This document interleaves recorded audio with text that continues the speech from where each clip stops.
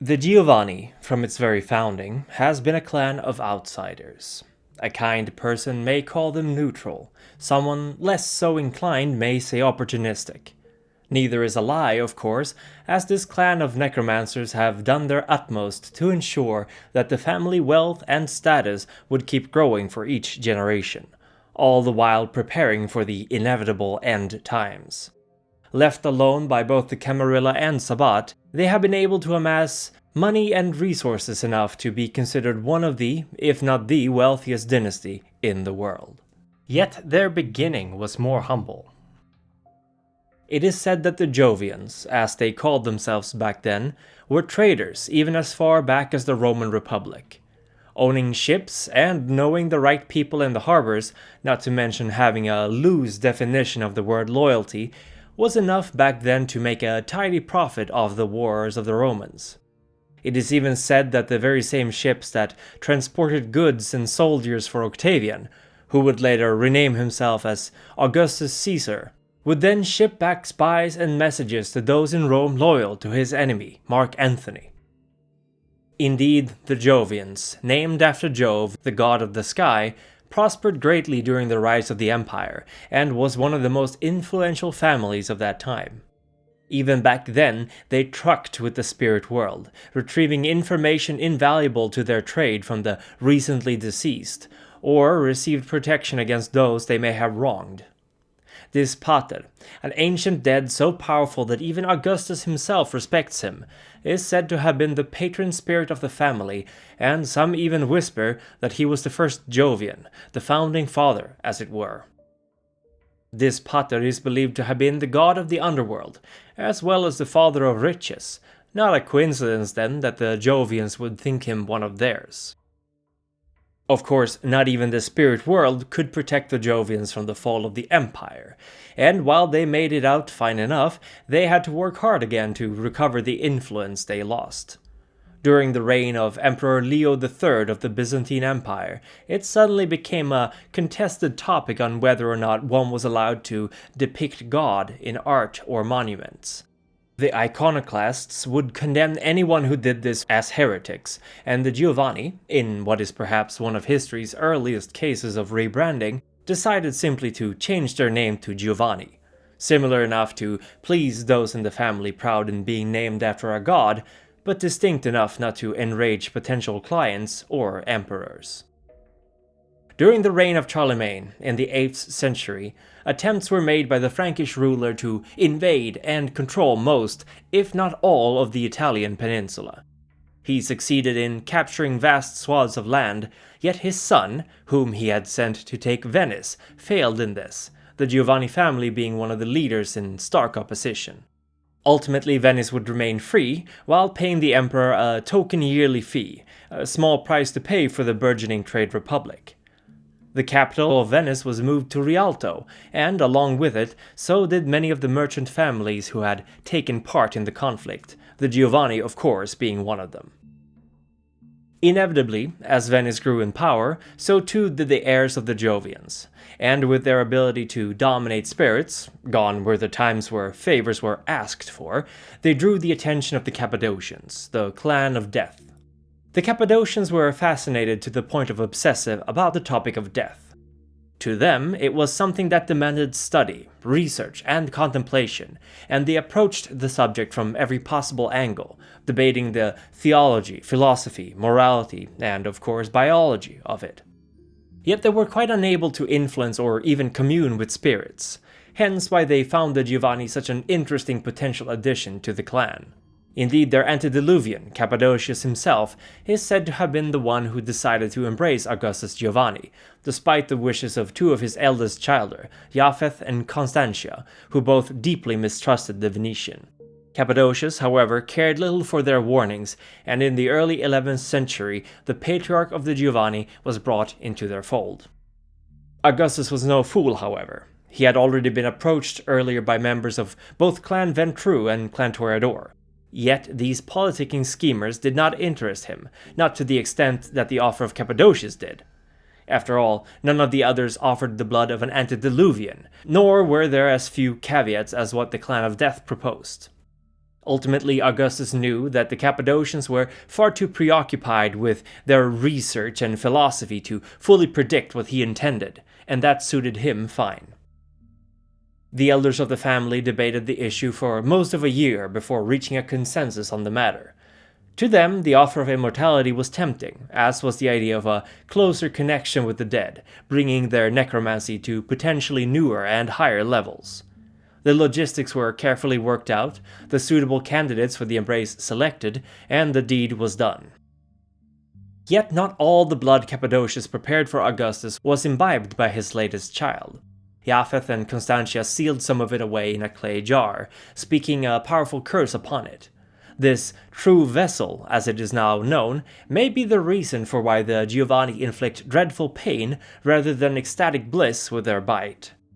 Another theory, held by a few, is that Lamia, the leader of a cult within the Cappadocians, was diablerized by Augustus, and that she, with her dying breath, cursed his bloodline to only be able to inflict pain with her bite. This theory, of course, has several contradicting facts. For one, Lamia is said to have perished in the 18th century, many years after the Giovanni joined the Cappadocians, and learning of their bite. And it is considered strange how someone who may, at most, have been a Methuselah could have cursed an entire line of kindred, a power usually reserved to Cain or the 2 generations who followed him. For hundreds of years after his embrace, Augustus would prove himself a model child to the Antediluvian.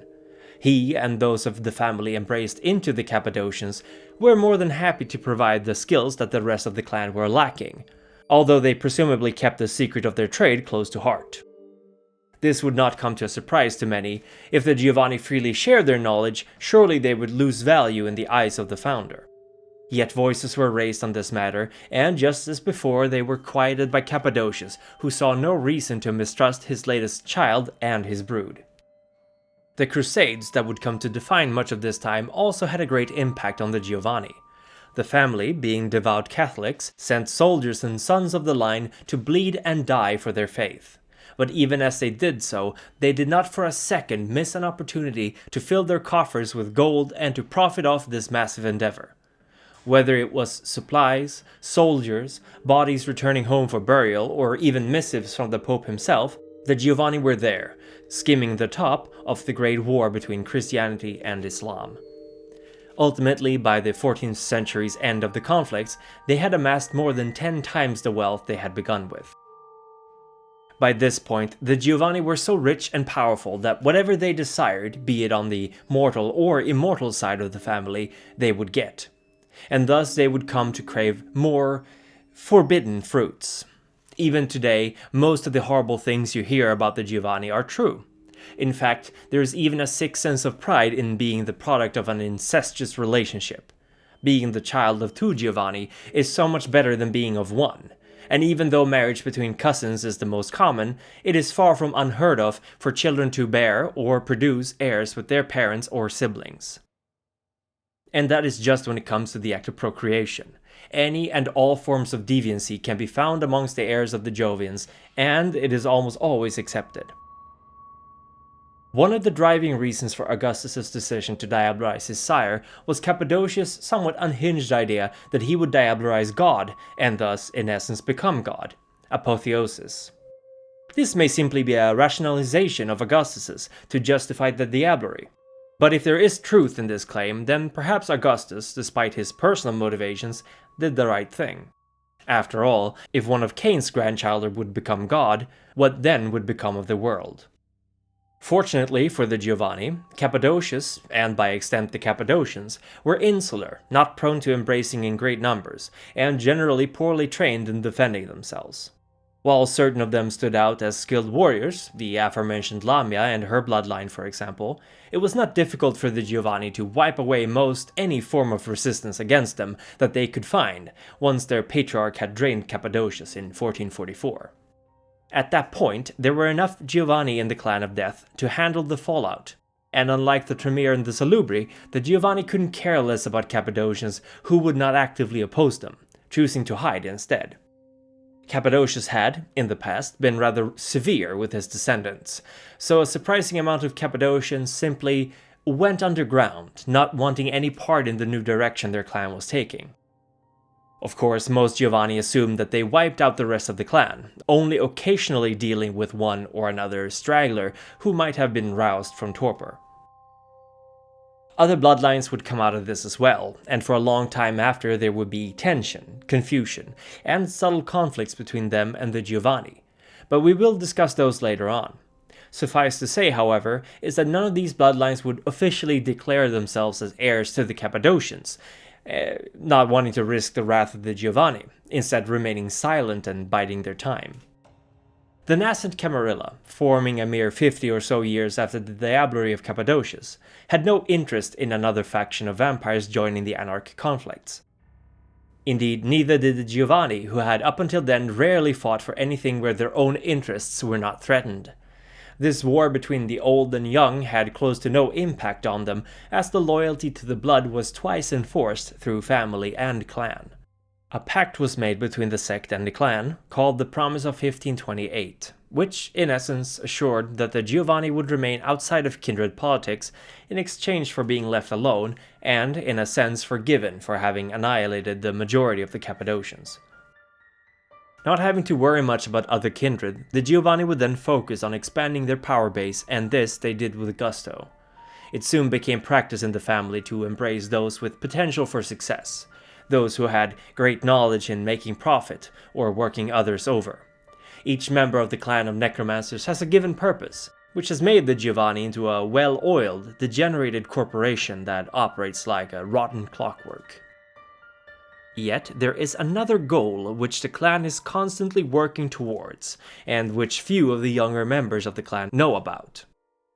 The Anziani, the elders of the clan, as well as Augustus himself, wishes to tear down the veil and usher in the endless night, essentially bringing the world of the living and the world of the dead together. With their mastery over wraiths and spirits, the Giovanni hope then that this will make them the most powerful family in the entire world. The end times are surely nigh, for the mighty antediluvian snow, whose grand vision guides my hand, and Adam Daw, whose strings pull at my very soul, are among us. Their patronage is a blessing as the time of judgment draws near, and I pray for their benevolence. The Methuselah Her Satanic Majesty Danny, reborn through fire and ice, Maximilian S. Hardcastle, who maneuvers the chess pieces of the jihad with ease, Bambi Parsons, whose passion courses through my veins, and Socrates Johnson, the ancient scholar of lore who has seen fit to engage once more in our nightly games, are all of them blessed for their interest in the works of our council. Edward Reed, Colin Gifford, 06, Stonewolf 18, Jokerman, Cal Constantine, Lauren Eason, and Ian Nichols are all valued and appreciated members of our council, and their wisdom and good judgment shall be the torchlight by which we conduct our affairs. Our elders Dante the Canine, What's That Smells Is Blood, Remy Van Roy, Gaslight 88, Aubrey Ayers, Non-God, June Pocholo, and Justin S. receive our blessings for their devotion to our cause and for the example they set for the younger kindred of our sect. We would also wish to send our thanks to the Ancele, Harry Wyckoff, Envihan, Yodan, and Al for their help and guidance of their juniors.